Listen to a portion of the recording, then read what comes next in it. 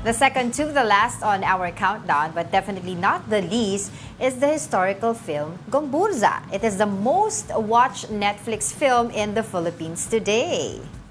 Gomburza was released on the streaming platform only 2 days ago to commemorate the Day of Valor or Araw ng Kagitingan. Directed by Pepe Jocno and produced by Jescom Films and MQuest Ventures, the story centered on the three martyr priests in the Spanish colonial period. It received the most number of awards in the Metro Manila Film Festival 2023.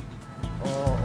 Kasi for sure, definitely, yung mga nakapanood na sa cinema, ay Tayo. inulit yan. Tayo sa cinema. Inulit yung nasa Oo. Netflix, no? Pero it makes you feel proud to be a Filipino when you watch it. At saka, what interesting... Ganda ng kalidad ng Oo, pelikula. the movie was very good. At interesting kasi is I never knew that about yung Gomburza. Di ba? You always grew up knowing something else about them. But the movie gave you an...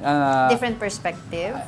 Parang kasi other movies would give you a historical perspective. Parang they gave you a personal perspective. Yeah. Parang they connected you with Gomburza. So parang you felt that somehow you were there to witness everything. Di ba? Parang ganun ang Parang they nangyari. humanized Yun. Gomburza. Dahil nakita mo yung takot ng tatlo. Ang gagaling din kasi ng mga artista. Hindi, si sino yung hindi natakot? Si Gomez ang hindi natakot, di ba? Si Burgos is... Who's Burgos? Yung nandoon sa ano, di ba? Sino si Enchong? Ha? Si Enchong din si Zamora? Oo.